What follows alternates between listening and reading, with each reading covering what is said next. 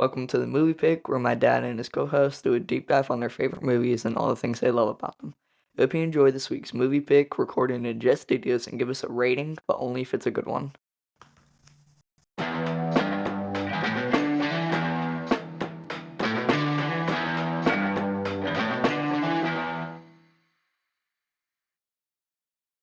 Life is a terrible thing to sleep through, which is the tagline of the movie we're covering today, which I've decided to go with quotes. Quotes can be sometimes hard, I think I told you, to segue from. So I've decided to go with taglines if I really like them. And I felt like that was a good one. Life is a terrible thing to sleep through, since we're talking about the happiest movie that we're going to ever cover. Brings joy. Our son, even watching it this week, was like, this is the most depressing movie ever. So I have a hot take on that we will get to at the end. Okay. Because I do not think that at all. Okay. But welcome into the Movie Pick. Thank you, Tia, for sitting down with me and being willing to talk a few minutes about Gilbert and all his friends. Or all of his family, I guess. It's called What's Eating Gilbert Grape, but I feel like it's what about Arnie is what it should be called. So Arnie DiCaprio, Arnie definitely steals the show. He definitely takes this movie and makes it his own. And when you talk to somebody about What's Eating Gilbert Grape, he is the first thing that pops into their head. Mine too. Yeah. Now this movie had a limited release in December of 93, and it had its wide release in 94. So this is like a hybrid movie. It's a 93, 94 movie. I wonder how many on its limited release. How many movie theaters got that limited release? I don't know. I mean, that would be interesting to know. Is Johnny Depp huge at this time? Because that would No. draw the crowds in. No. And neither is DiCaprio at this No. point. He's only 19. Yes. This was like DiCaprio's third movie, I think. And Depp was known. I mean, he had done like Edward But he's not Scissorhands. famous yet. No, he's not. He's not Johnny Depp, which really, he wasn't that level of Johnny Depp until we get to Pirates of the Caribbean. Okay. That's when he really blew up. But he's always, for me personally, been one of my favorites. And, like him and Jim Carrey would probably fall into like my personal Mount Rushmore a little bit. Me and Johnny, we share the same birthday. Oh, birthday twinsies. So me, Johnny Depp, Michael J. Fox, birthday buddies. Wow, good Yeah. crowd there. It is a good crowd. Y'all should ride each other and have a joint birthday party. We do hang out Okay. every June 9. Every June 9. But this movie was like a huge flop. Did not do well in theaters. But that did not matter to the masses because it did really well in home video. And So it got popular over time. yes, definitely a cult classic. Do you think it got more famous the more famous that Johnny Depp got? No, I Okay. think once someone saw, now this is just my personal, hypothesis or theory or whatever. Okay. So I think that once someone saw the movie, they were like, hey, you have to see this. This DiCaprio guy is awesome. I think that's all it was. Yeah. I think that is what, and you have to see the mom. It's like the little kids in the movie. I think so. I mean, I think there's so many intriguing things about this movie, but DiCaprio is the number one intriguing thing. Yep. And I do think it's a performance that I think that if any actor should at least watch it. I think anybody that wants to say oh, I want to watch great acting performances, even if you don't want to watch this movie, you need to just go through and watch all of his scenes. But let me point something out. Please there do. is a handful of people. There's more than a handful. We'll say a baker's dozen of people that have played a character with a mental illness or Intellectual disability. But these days, so many people with intellectual disabilities already Mhm. have had so much more opportunities than people used to have. Mhm.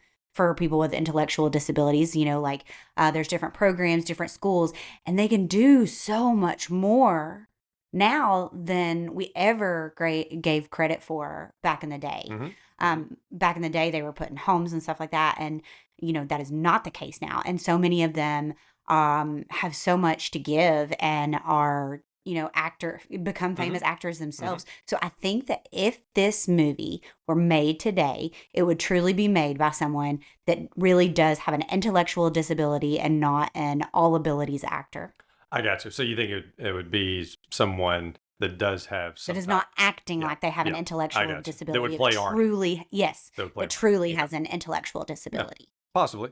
And they've done that in quite a few movies. Yes, that's why I think I think that if it were done today, it would be different. Yeah. So this one, though, even though it did not do well, 7.7 IMDb rating, which is a very high rating. Yeah. And also had 90% on Rotten Tomatoes. Which you don't see that. You don't. Like, this is again, it's a very extremely well acted movie. Everyone from Depp, who has DiCaprio outshines him, which is kind of a shame because Johnny Depp gives what I think is probably his best ever performance in this movie. That's your Johnny Depp goggles It's on. really not. It's really like Okay. if you go back and watch it and pay attention to what he's doing and not doing in the movie, like he does more with less words in this movie. And the director even cast him because he said this guy can tell a story without saying anything. So if you go and you really pay attention, and I paid attention the fourth time I watched this in the last week and a half.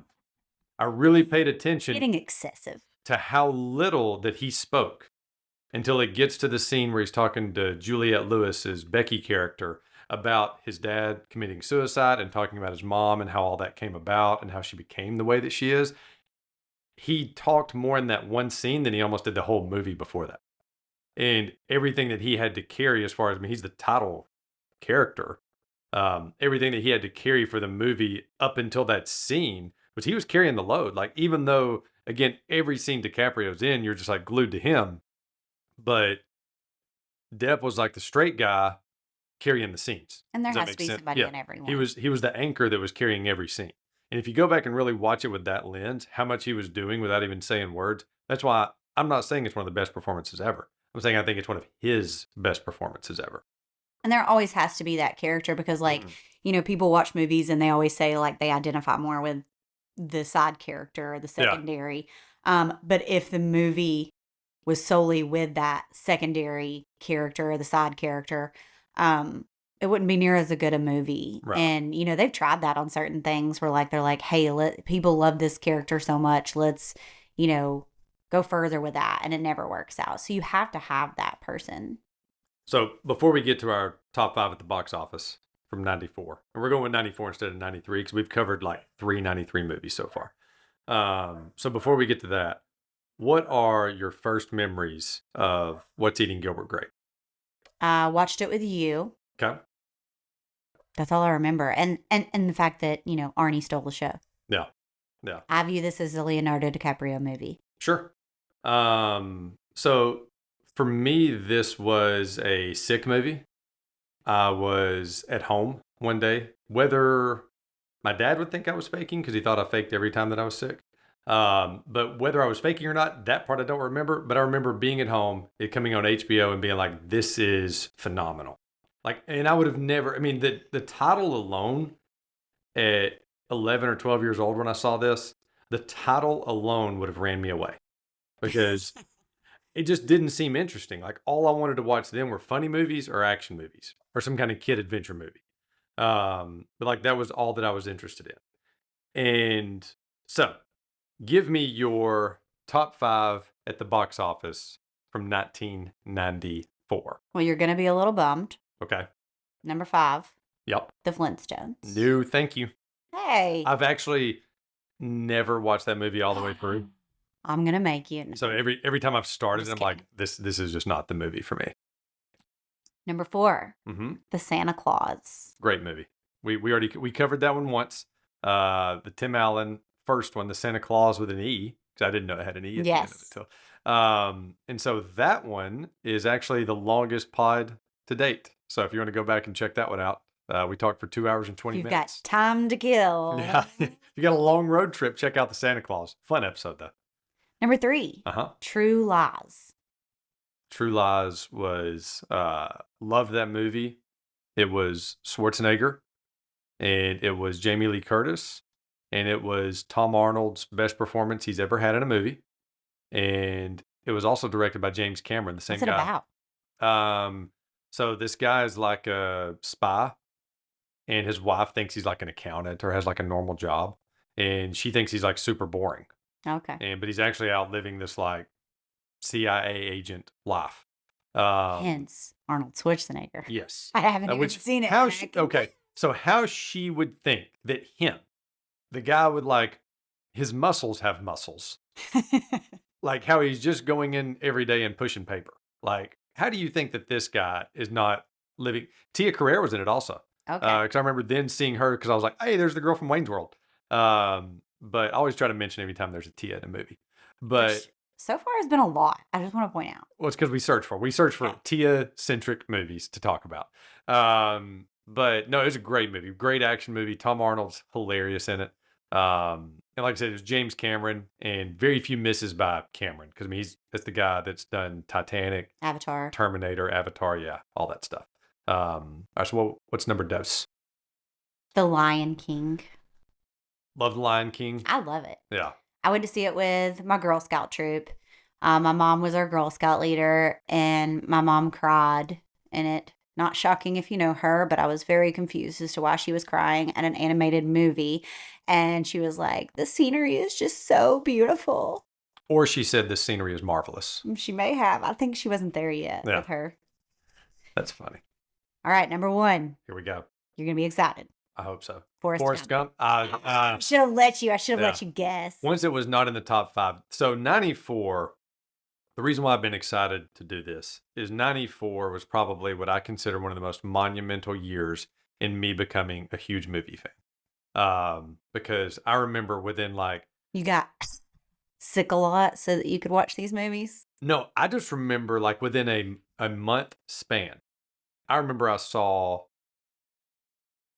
Forrest Gump, I saw Dumb and Dumber, and I saw Speed, all within the same like 3 or 4 weeks for the first time ever. And in my mind, I was like, I even knew that it doesn't get better than this. Like these are some of the best movies I will ever see, and I will hold on and treasure these movies for life, and still do. Like those are still some of my favorite movies I've ever seen. Your parents took you to Blockbuster too much. I went a lot. Dumb and Dumber, I went to the theaters to see it. That was a great day. But that's not for today. We'll get there. That Dumb and Dumber might be movie number 50, and we're inching closer and closer to number 50. But go ahead. That's all 5. Okay. So all right. Director, I heard the name said Lasse Hallström. Okay. Or Lass. It's Lasse, but I think it's Loss, not Lass. So Lasse Hallström. He also did a movie that I never saw called Chocolat. Oh, yeah, with Johnny Depp. Yeah. I remember seeing that one. And that's why I wanted to point it out. He's a gypsy in it. Yes. So that's why I wanted to point that out. That movie, most of his other movies, I don't think I saw any of his other movies. Now, the writer, his name was Peter Hedges, or his name is Peter Hedges. He wrote a bunch of movies that I really like. Now, this one I've never seen, but he wrote The Odd Life of Timothy Green, which I think is a really popular movie from like maybe 10 years ago. Vaguely remember it. But he wrote 2 that I really enjoyed. One is Dan in Real Life with Steve Carell. Oh, yeah, that was weird. And then About a Boy, which you know. Oh, you love that. You love Hugh Grant. I do. I love that movie. Now, he knocked himself down a little bit in my book. He also did some work on The Good Dinosaur. Oh, Dave's least favorite animated movie of all time. Yes. So talking about the cast, though, Mary Kate Shellhart as Ellen. So that's the youngest sister. She was in this. She was also in Apollo 13. That was all I knew her from. She was, I think, Tom Hanks' daughter in Apollo 13. That was all I knew her you're right. from. I remember seeing that now. Laura Harrington is Amy, which is the older sister. The one that set the school cafeteria on fire. Yes. This was all I ever saw her in. Yeah. And she was only Darlene Cates passed away, unfortunately. But she was only 11 years younger than Darlene Cates. Oh, wow. Yeah. Okay. Yeah, so even though she was playing her daughter, she was, that close in age. And then probably one of the strangest actors that has ever lived. Crispin Glover as Bobby, the funeral home friend. Who's just waiting for people to die because business is slow. Yes. I mean, and he just, and I think he does it on purpose, and I think he would even tell you that. Like, he's an anti-social media guy, like in real life. He has all these different quirks about himself. He filed a lawsuit when they made Back to the Future 2 because he refused to be in Back to the Future 2. Or I don't remember if he refused, but he didn't like the story of the first one that money like showed that they were successful at the end. So it just turned out to be kind of a strange guy, and every role he takes is kind of a strange role. Like, I think he purposely seeks out those kind of quirky roles, and succeeded in this. Yeah. Like, he did it again. Like, good job, Crispin, if that's what you're looking for. John C. Reilly, my boy. He was next up. John C. Reilly as Tucker, also known as the Burger Barn enthusiast. I don't know if you know, Let me just say about Burger Barn. they're cutting edge. They are. You can joke, but they are. I learned something from this movie. Yeah. So I thought it was funny when he's like super pumped about this Burger Barn, Mhm. and he's like, they use canola oil. Makes a And crispier, more innovative product. it does. And so I thought that was funny because in my head I'm thinking like vegetable oil and stuff like that. And I was like, well, boy, was he wrong. And then I Googled it because I was super curious after Okay. there. This is your health PSA. Okay. Okay. It's actually a really good for you oil. It's does well in high heat, so it's good if you're going to fry or anything, and it's considered heart healthy if you are going to fry things. Interesting. And it's low in saturated fat and high in monosaturated fat, which can help lower your bad cholesterol levels. Nice. So I learned something from the Burger Barn in this movie. So that's like our third PSA. We had the one from Elf where we were warning people About rabies. Yeah, about rabies if you get attacked by a raccoon. Landon also gave us a really strong recommendation to avoid ever buying a chimp Yes, Um, his true fear. when we did Rise of the Planet of the Apes. And then now we have Canola oil. We should if be you're using canola oil. if you're gonna be frying stuff, it's a good thing to use because it's good for your heart health. Nice. Good to know. You're welcome. Thank you. The more you know. And then, like, I knew him at this time from Days of Thunder, which we've already covered on the pod, and River Wild. Like, those are the two main movies I knew him from. I didn't remember him in that. He was Kevin Bacon's buddy Okay. in River Wild. If you have not, this is another announcement. If you have not seen the River Wild, underrated action movie. Like, that movie will get covered on this podcast because I love that movie. Saw it in Wow. theaters.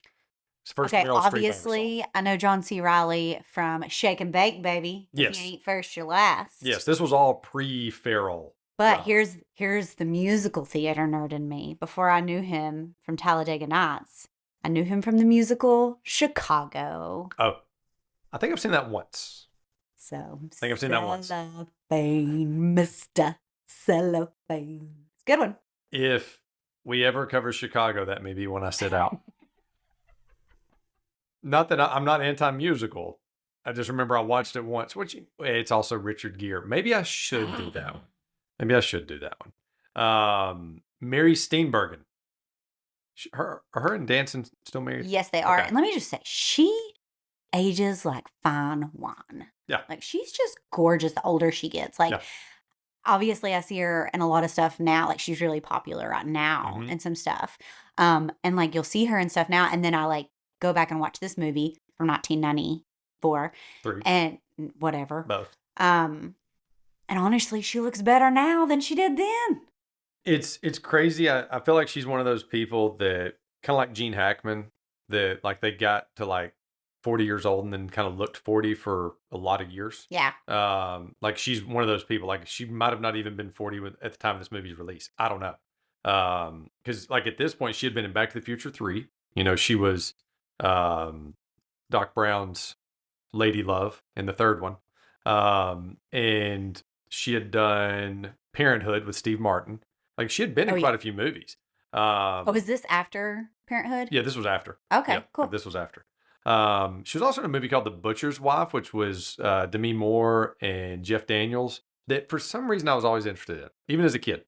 You know, maybe it's because it was Jeff Daniels right at the same time that Dumb and Dumber came out, so it might have been like what drew me to it. I've never seen You were it. trying to, oh, maybe you should because, you know, It's you were probably not very good. apparently wanting to be a cinephile or whatever they're called Yeah. that are obsessed with movies. Yeah.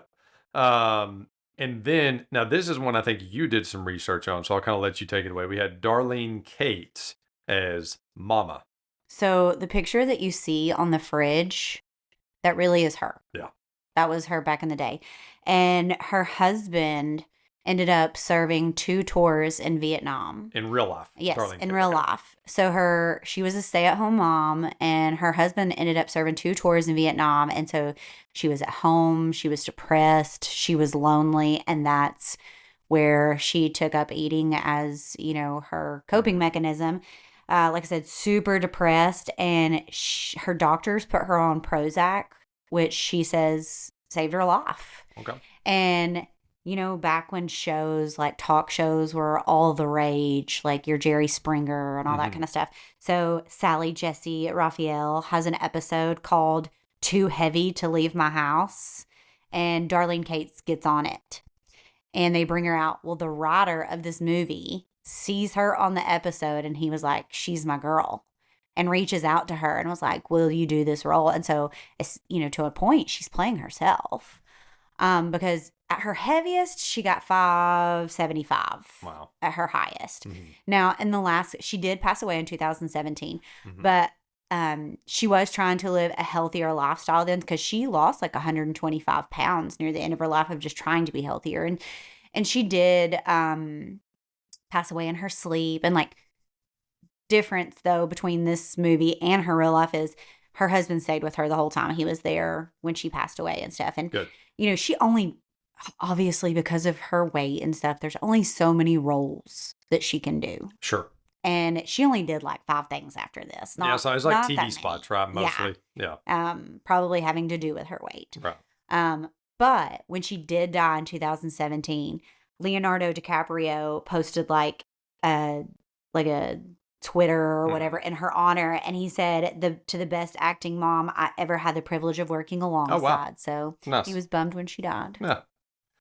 And I also saw that Depp also wrote her a letter while they were on set, because he said that he would go and apologize to her. I don't know if because he had how he treated her and the things he had to say to her, because he didn't feel that way. Yes, the things he had to say about her, because like in the movie, Gilbert Grape calls her like a beached whale, or like when he talks about the house, he says like, it's hard to believe how small it looks considering the girth of what's inside. Like, yes, all these mean things that he had said about her. Yeah. And he would go and apologize to her. And he actually also wrote her a letter, like while they were like after they wrapped up filming, I think he gave it to her, and she still had it when she passed away. Like they found it. A lot of this she really did live. Yeah. But, not the husband part, but like just the reclusive life, because like, the scene where Mama finally goes upstairs. Sure. And she holds onto the rail. Sure. She didn't really do that. She Right. couldn't. She Yeah. did like 2 or 3 steps, and then they just like kept pushing that and kept pushing it. Movie magic. Yeah, they did. They did their smoke and mirrors to make it happen, but she couldn't. Yeah. I saw that too, that she really only did like 2 or 3 steps. Yeah. But yeah, but incredible acting job. Yeah. Like if you want to talk about, this person knew nothing about being in front of the camera and acting. Like she was not trained. No, because you can tell by her accent. Yeah. You know when people try to do Southern accents and they do it so horrible and like they just can't? Like you can tell hers is genuine, my friend. Yeah. Yes. So criminally underrated. Juliette Lewis as Becky. Like when you talk about 90s actresses, and like she just gets forgotten. Like I don't think anybody talks about her. But when you go back and you see some of her performances, you're like, I don't think anyone else could have played Becky the way that she played Becky. I was always confused by Becky because at first she seems like Arnie is too much to take. Just the certain thing, like she's annoyed that he won't come in the water with her, and just like when he's always like, come with me, she's like, okay. Like she seems indifferent to him, like she's not really there for him, but obviously later on in the movie, like she bonds with him in a much bigger way. So I actually think it was a compliment that she was paying Arnie. I think she expected more out of Arnie than other people expected out of him. Okay. Like he's afraid of the water. Come on in. Like she thinks like you can be brave. You can get in this water. Yeah. It's almost like when a coach, if you play down to the player or the person, then they may stay in that spot. But if you expect more of them, they rise to that spot. And so I felt like that's what she was doing the whole time. I actually felt like she was one of the sweetest people to Arnie. Treating And him like a human being yes. and not just a child we all have to take care of. Exactly. I actually thought I thought the way that she treated Arnie was one of the sweetest out of anybody. But And Juliette Lewis herself, 5 years after this movie, 1999, she does The Other Sister, which is also about a intellectual disability, and she did wonderful at that. I actually never saw that movie. I love that maybe movie. I should go back. So good. Yeah. And then also there's a couple more actors in this movie. Leonardo DiCaprio. I don't know if you've ever heard of him. Leo. Our daughter is obsessed with Leo. Yeah. She loves, so Titanic was where it began for her. Catch Me If You Can. Like, she loves those kind of movies. So I thought it was hilarious for her to get to see skinny little Leo in this movie. In a much different role. Yes. So two people that, okay, so listen to it. These are some crazy what ifs, like crazy career changes. Christian Bale auditioned for the role of Arnie. No. I could see it. I mean, we're talking about... he would have done well. Yeah. Yeah, he would. He's well at whatever he does. Yeah, he does phenomenal at anything. Corey Feldman. Now, what I actually read that, and you know who stopped that, right? Johnny Depp. Yeah, he was like, I will not work with him. Yeah, because he claimed he was a junkie. Which I don't think he was wrong at that time. I think he had just gotten out of rehab. Okay. Corey Feldman. I think Corey Feldman had, when you use a lot of prepositions, I think Corey Feldman had just gotten out of rehab, and Johnny Depp did not want to work with him. And because Corey Feldman said that on a podcast, I can't remember whose I think it was Billy Corgan's, the Smashing Pumpkins lead singer. But he had said that on a podcast that he had the part and was still bitter about it and has never watched the movie. So Leo... He wouldn't have done a good job. I'm not going to say he wouldn't have done a good job. He would not have been Leonardo DiCaprio. No. Or Christian Bale. Like, he's just not those guys. No offense to him. Big Corey Feldman fan. He was my favorite in the Goonies. But he chose this movie, talking about Leo, chose this movie over Hocus Pocus. Yes, that he was going to play... He would have been the main character, Omri. No, and that's not Omri. That's the other show he was on. Either way, he'd been the main boy in...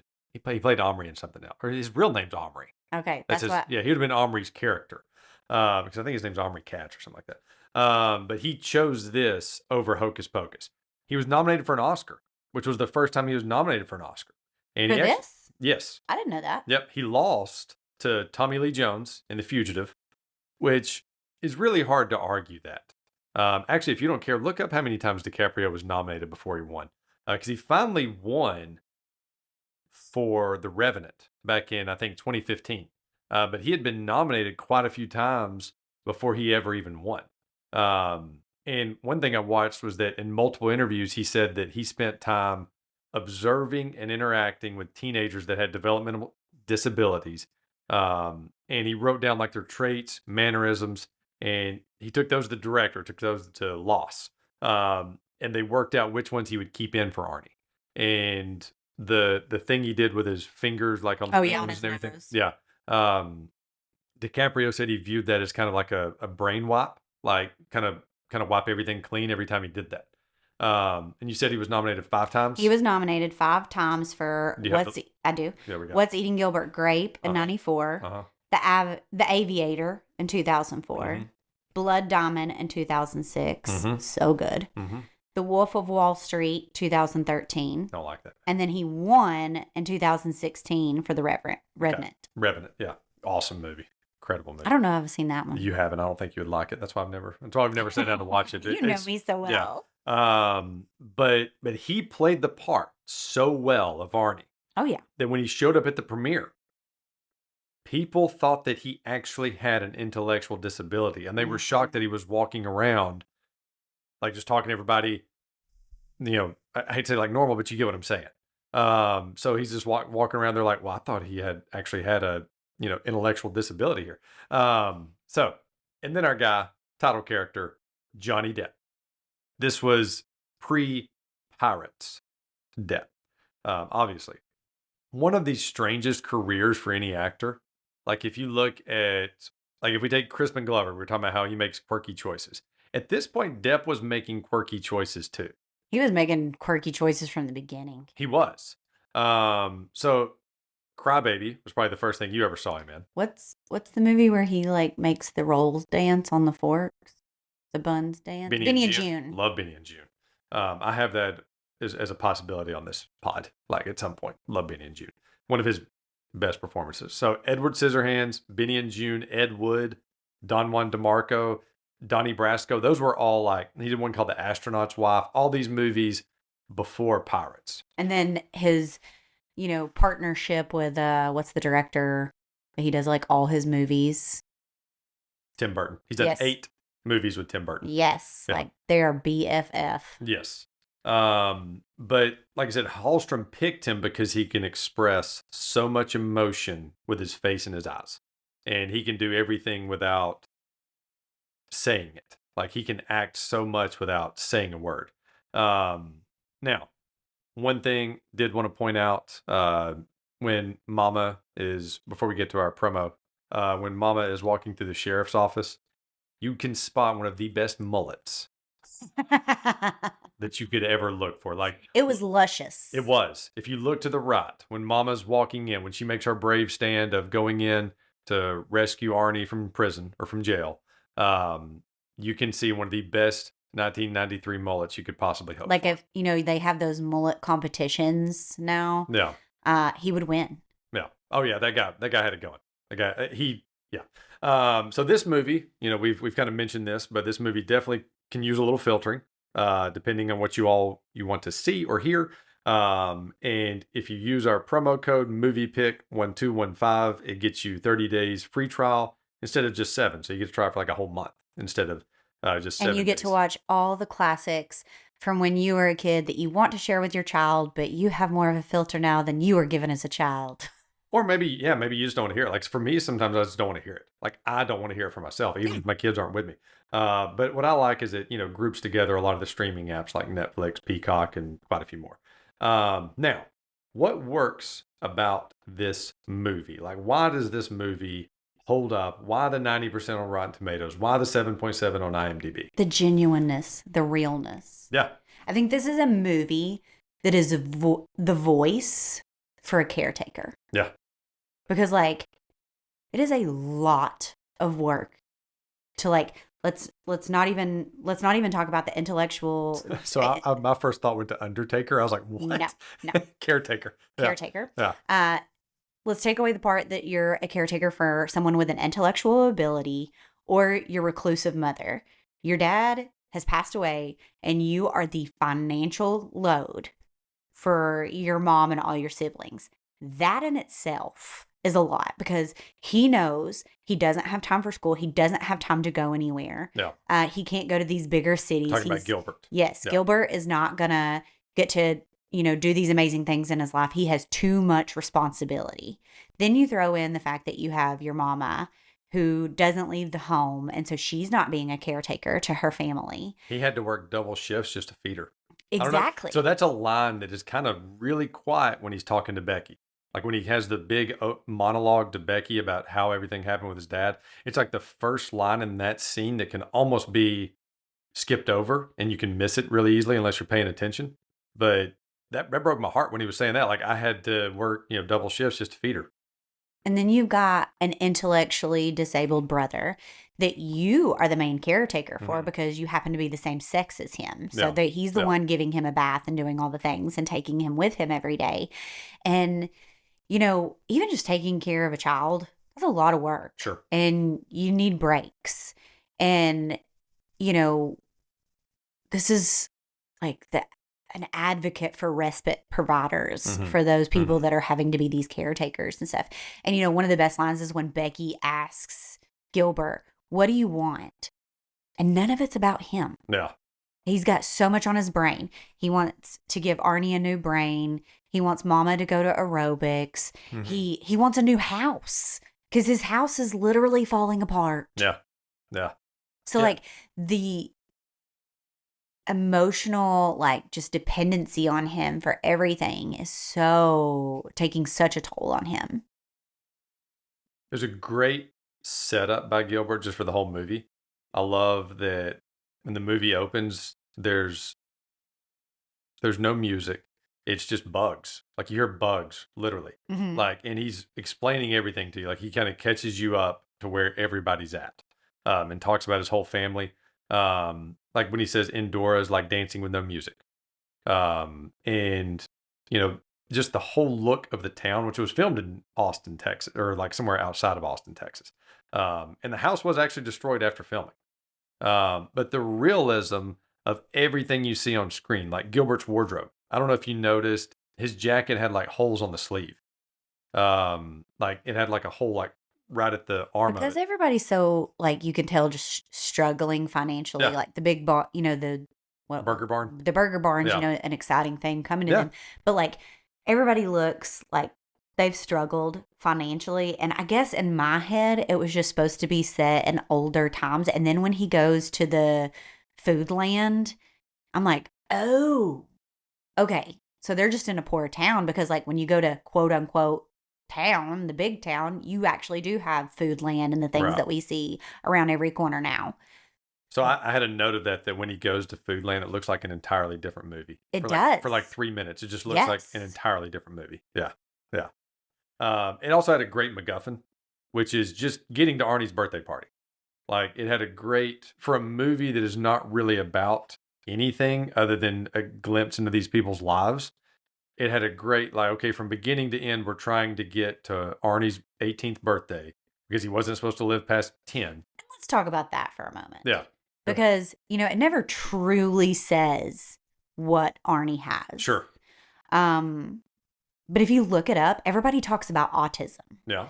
And I'm like, I have met plenty of children with autism, Sure. high functioning autism, and then those that are severely autistic. Right.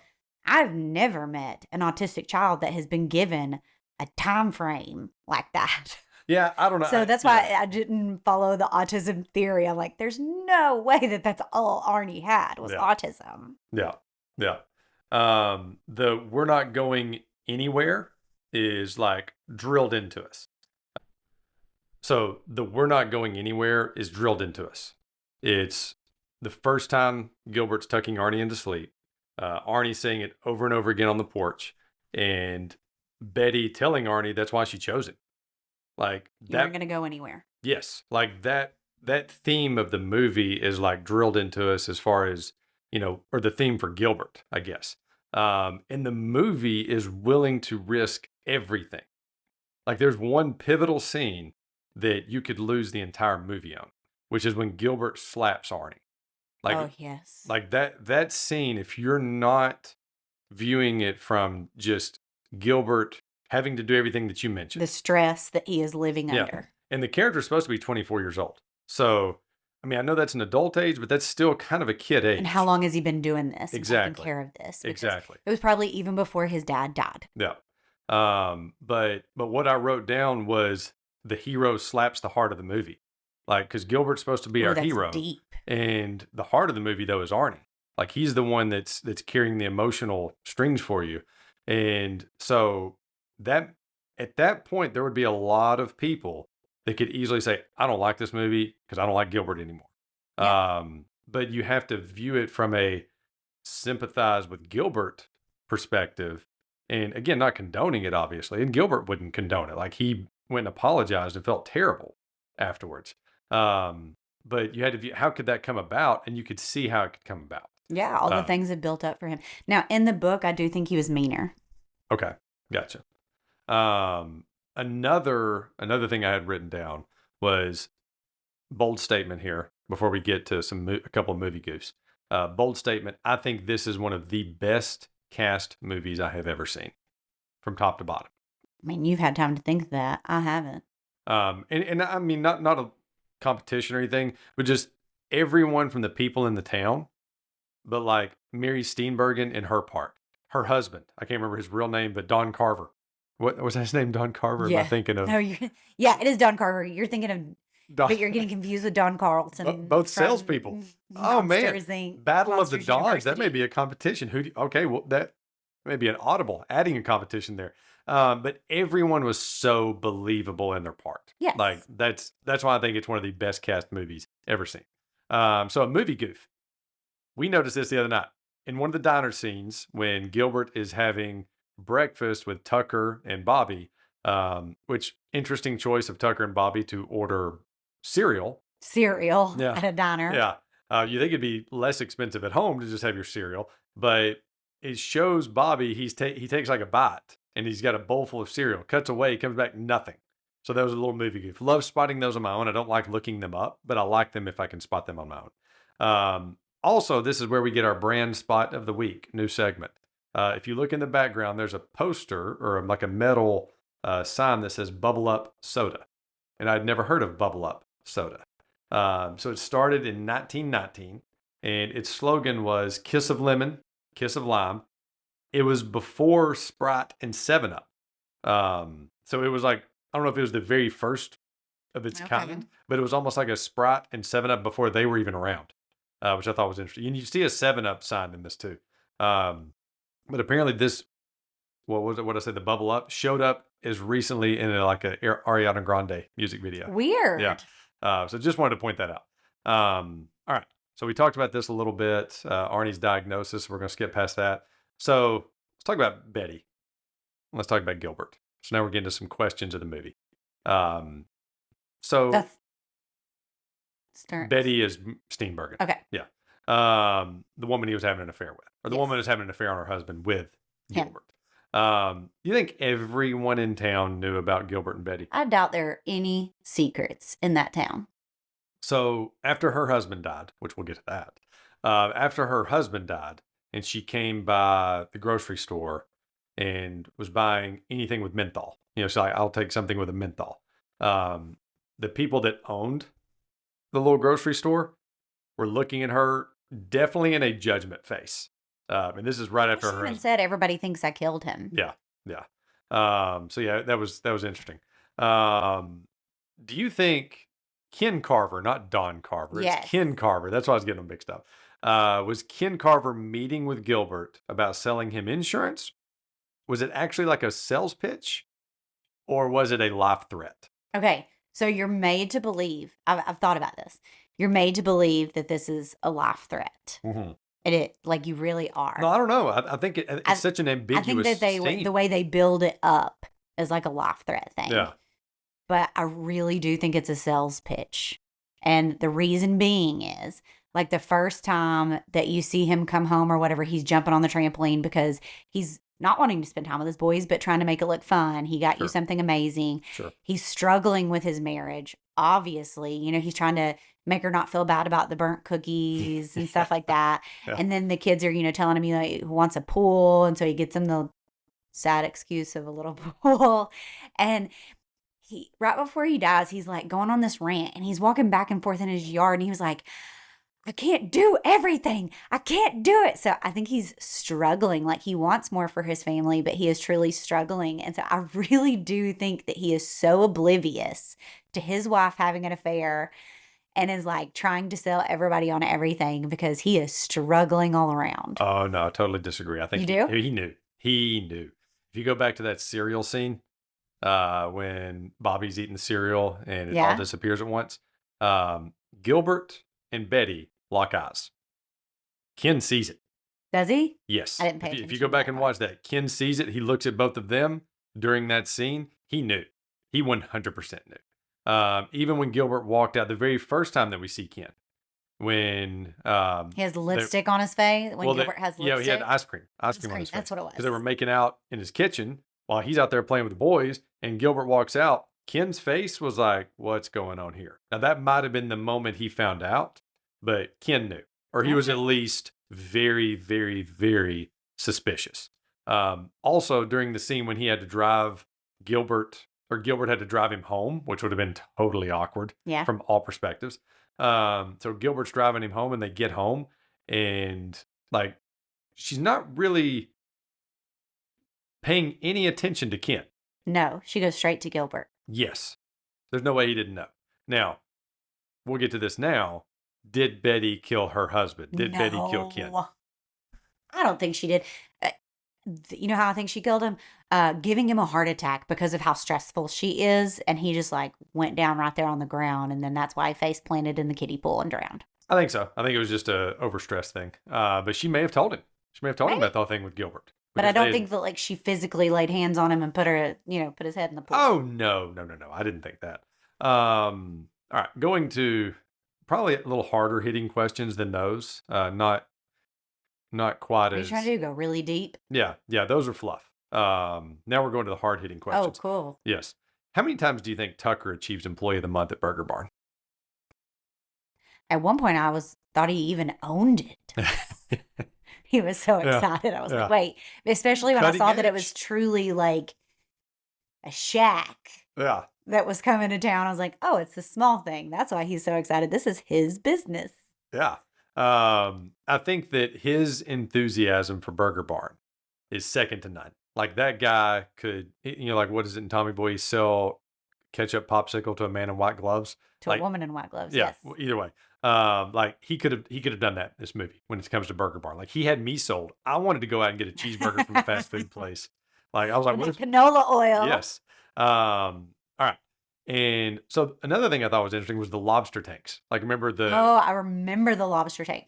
So I remember when the Walmart Super Center came about. Mm-hmm. And I remember you walk in and there's like a McDonald's to your left, and it was like a classy McDonald's. Yeah. I remember, you could get your hair cut there, and the bank was in there, and I think that still might be a thing in some of them. Definitely not the McDonald's, but I remember the lobster tank. Yeah. Oh yeah. Yeah, and they're I don't still know how around. many times that a lobster actually got bought and taken home to eat and like cook. I don't know how many times that actually happened. We never did it. And they're still around mostly in like Asian supermarkets and New England supermarkets. That those lobster tanks are still around. You don't see them much anymore. It's been a long time since I saw one. All right. Let's play some Arnie hide and seek games. Before we begin that, a note on Arnie. Yeah. Something that did not age well. Okay. How many times that kid went up on the water tower? Listen, we have a water tower in our town, and like the kids can go up the concrete thing, and that's it, because they have blocked off the stairs to the top because people are so happy and something could go down and you're getting sued. Like, how they didn't put something over this thing. We're talking about a very poor town. Yes, you're right. But one thing on that too is I saw that DiCaprio actually did the climbing on those with no harnesses, no anything. Oh. So that was like really him up there, really him being filmed.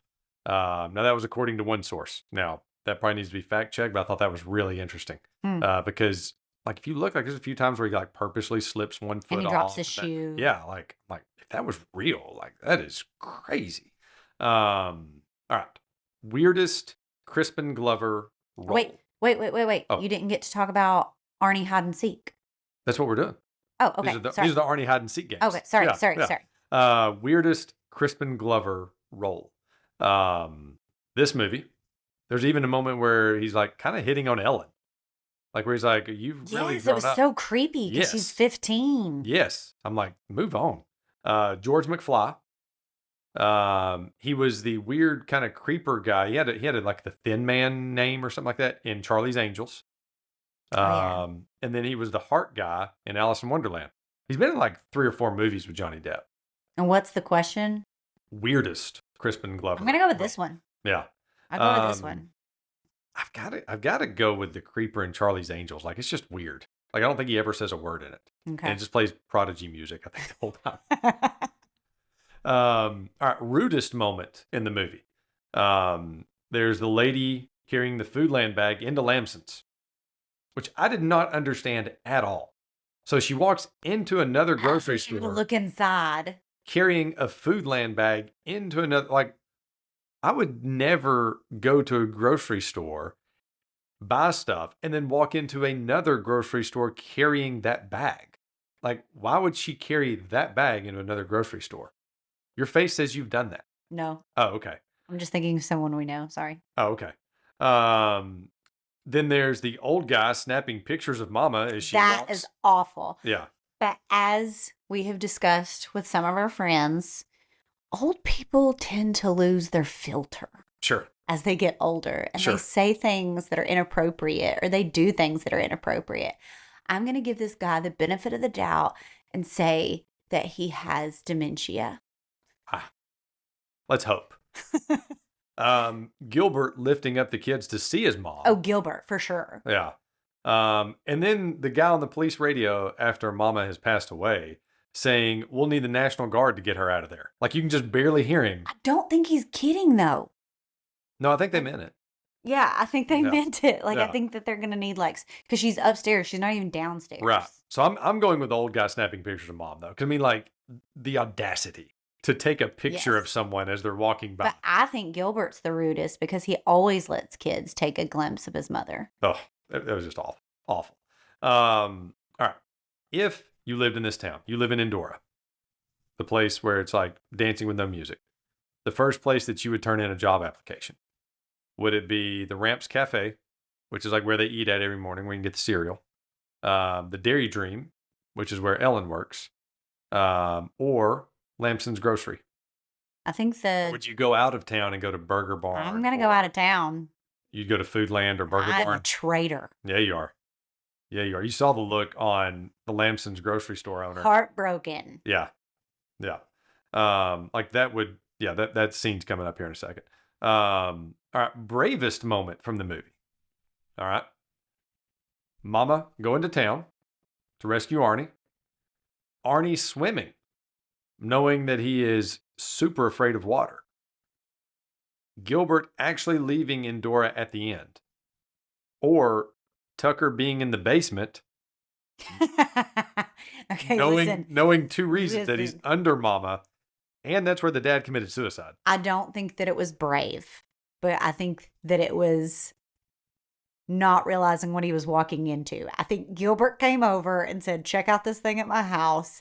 And he did not know what he was Sure. walking into. So I'm not going to say him. Sure. I am going to say Mama, though. Yeah. She knows Yeah. that everybody's going to be talking. Everybody's going to be looking. Everybody's going to have an opinion. And she's going for her baby. Yeah. And let's be real here. It's one of the only times you see her do something for someone else in this movie. Yeah. Yeah. She was always asking other people to do things for, but She expected her kids to. Yeah. And so, like, she was going to protect her kid. And, you know, she does something for Gilbert at the end when he brings Becky in Yeah. and stuff. And she says, I wasn't always this way. yeah.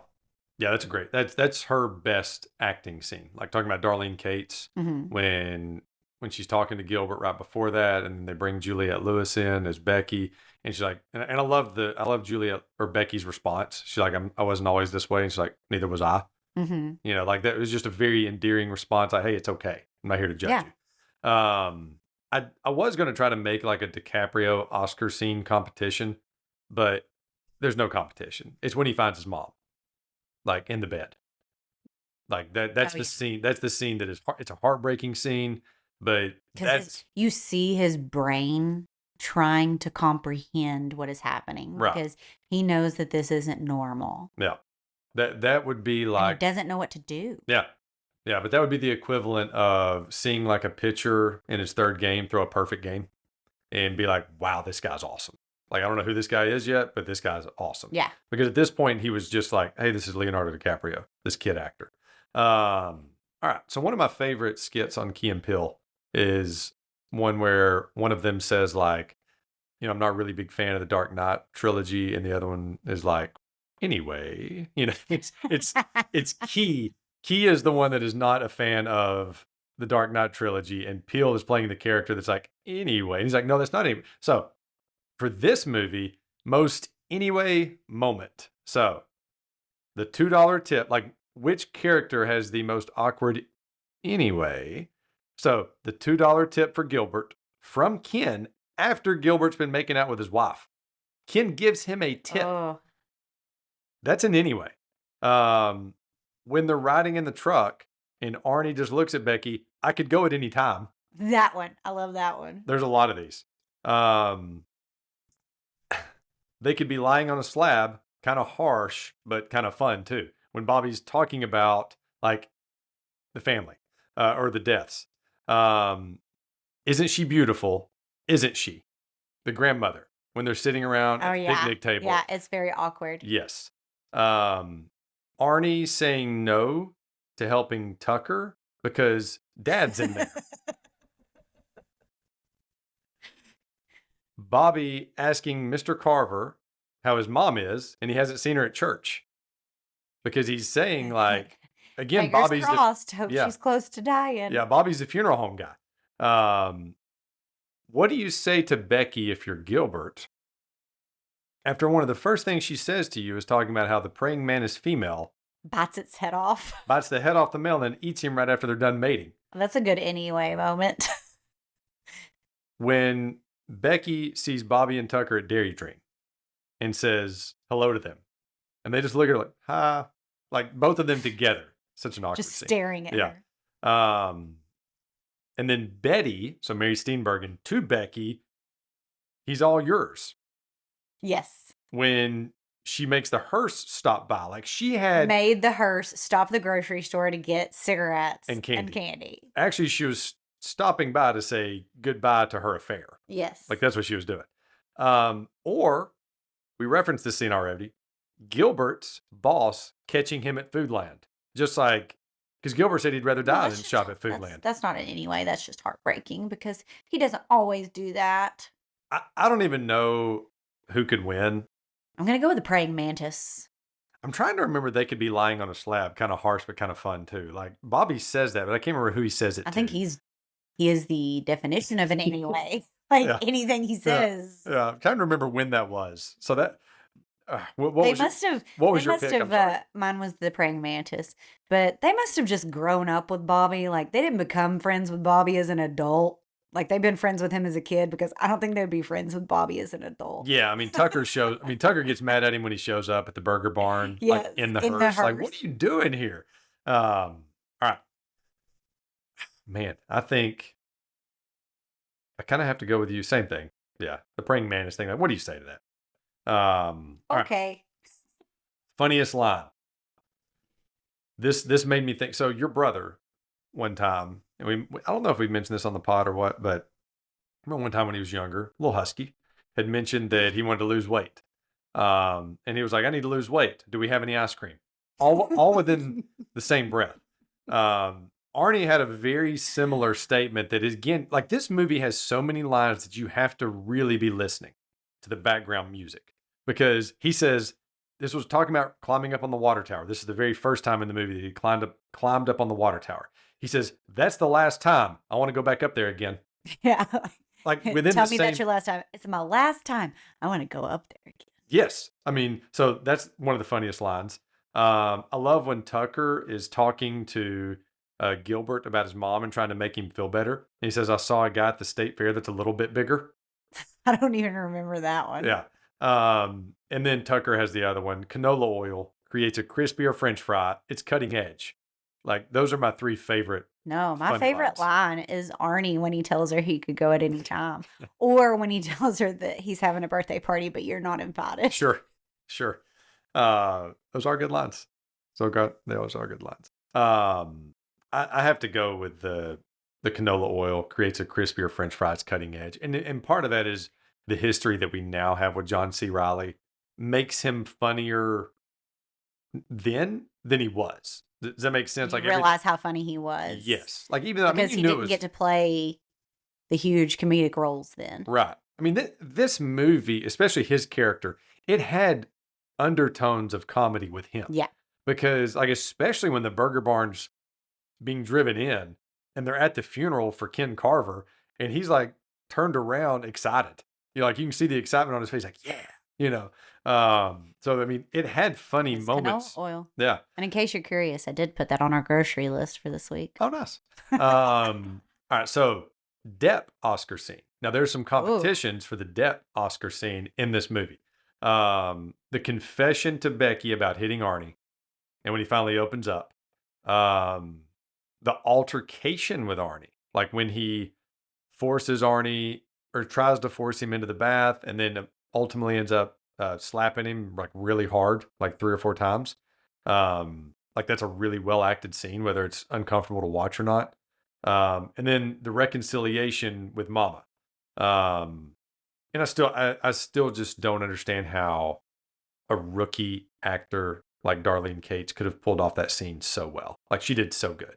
But there's all 3 of those scenes that I would put up for Depp's. I'm going to say the one with Becky. The confession to her. Because he truly lets like his feelings out and his feelings be known. It's not a reaction. He's letting like with the hitting Arnie and stuff like that, like he's reacting. And this was letting someone in and just letting it be. Yeah. I agree with you, but I'm going to give a really big compliment to him on the reconciliation with Mama scene. Mainly because like actors can help actors. And in that scene, I felt like he was kind of carrying her along. Like he's in that moment, he's the veteran actor. She's the rookie actor. And he's the one that's kind of making sure that everything goes the way it's supposed to. And I would say if you went back and watched that scene, you're seeing him carry that scene and making her better than what she even was at acting. Does that make sense? Yeah. All right. Favorite acting duo of 93.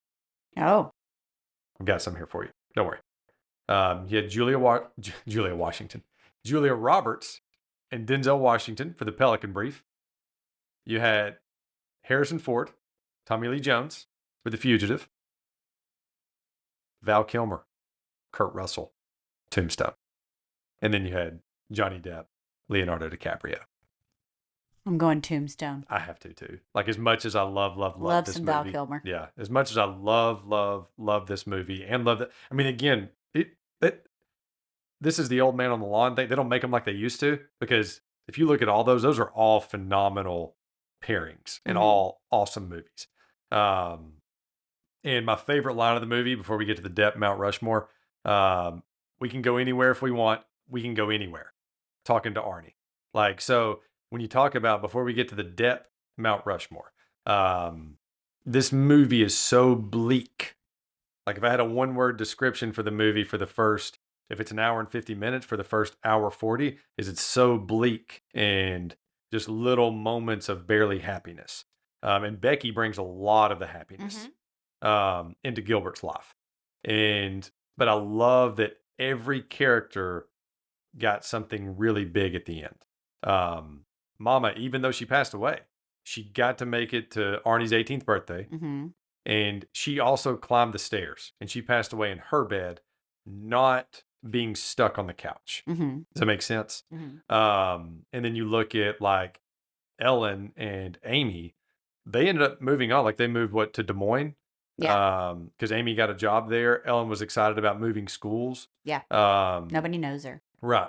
Tucker got his job at Burger Barn. Probably by the end of the movie, we're at almost Arnie's 19th birthday. So I would say out of 12 months at that point, Tucker probably had 9 Employee of the Month awards. Of course.